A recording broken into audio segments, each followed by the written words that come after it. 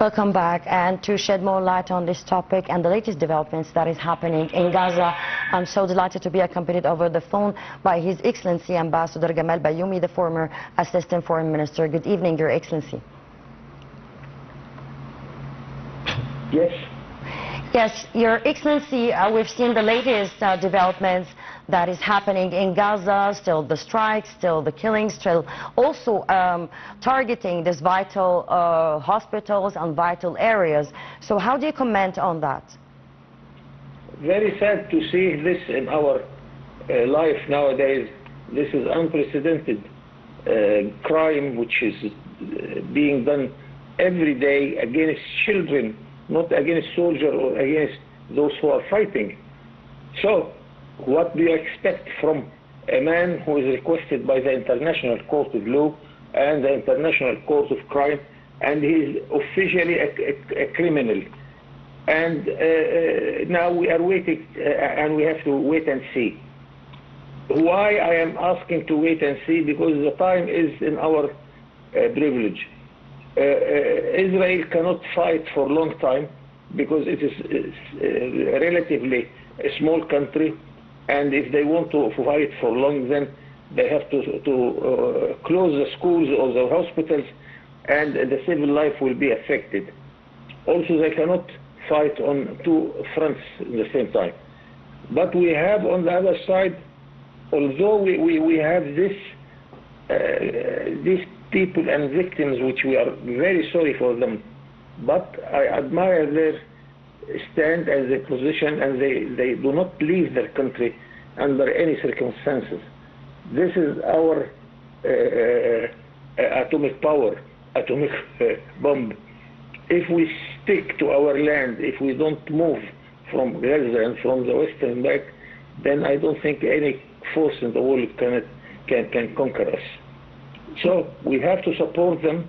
We do not save any energy or any reason in order to help our Palestinian brothers, and it is on our border, so it's not something which we hesitate to do it.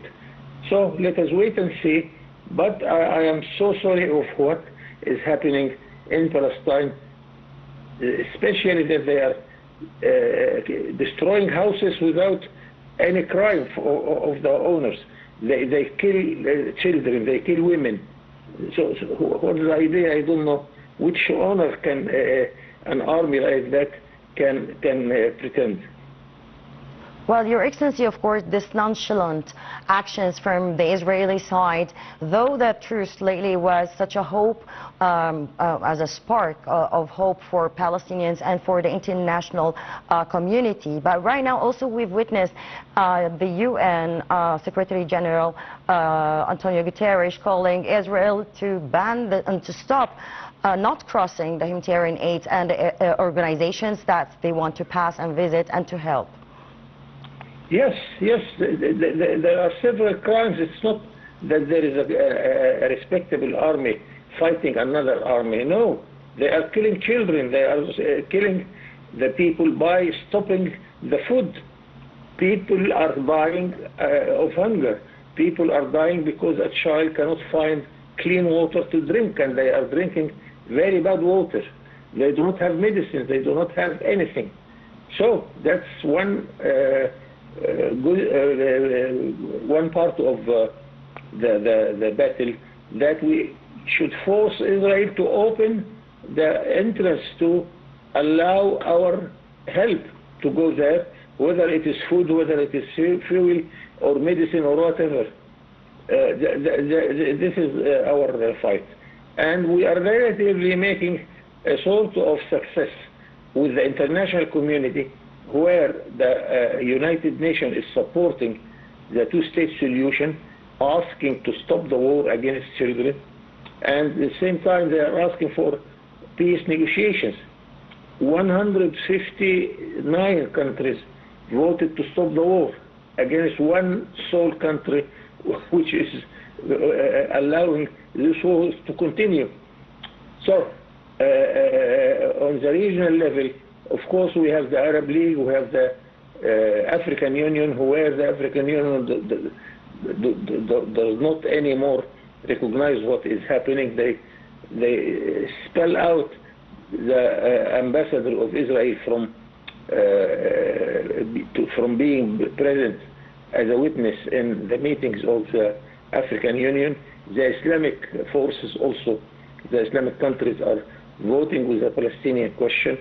So even in Europe now, many countries are ashamed of what Israel is doing, and they are forcing it to stop this killing process.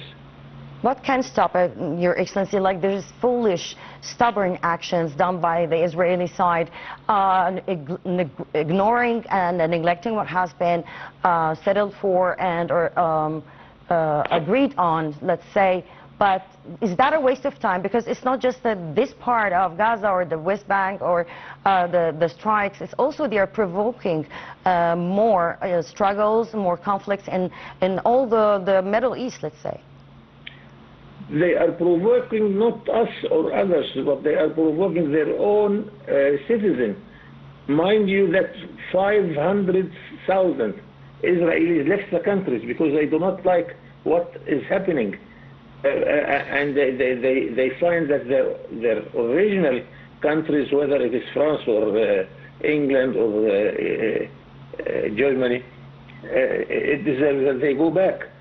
So the number of Israelis is diminishing, while the number of the Palestinians is still growing. So one day on this piece of land, the majority will be Palestinian. What shall we do there? So the Palestinian position is very strong in the long time, and we have to support this idea. But Israel has no future in our region with this foolish attitude. And I am sure that there are Israelis who are with the peace process, but they are now minority, and those extremists are ruling the country. Well, of course, we're it's not just an exhaustion for the nations and resources, and just that's all. But we are just seeking, because I think this is kind of distraction. We were going on the process of a meeting with the President Abdel Fattah al-Sisi and the other counterparts in this process for the Gaza reconstruction. So, what is this distraction on the way to this aim? We have two things here. That, of course, the initiative of our president to reestablish, reconstruct the Gaza building, and it's 70% of the Gaza building is destroyed. On the other side, the European countries are helping, and it's well known that even Europe now is becoming the largest assistant to the Palestinian, the PLO, the Palestinian Liberation Organization. And one European diplomat told us that now Europe is stopping any help to Israel, especially that they deduct the cost of the buildings which are destroyed by Israelis, especially the hospitals or the schools which was built by the European assistance. This is a good move also, and it will make Israel in a very bad economic situation by stopping helping them by the European assistance also. Mind you that Europe is the largest trade partner to Israel, and they have to behave if they talk about their relation with Europe. So we are gaining on the European side, on the Arab, of course, on the Muslim countries, and in the African Union. Well, we hope that in the upcoming period, this bath of blood would stop soon. His Excellency Gamal Baioumy, the former Assistant Foreign Minister.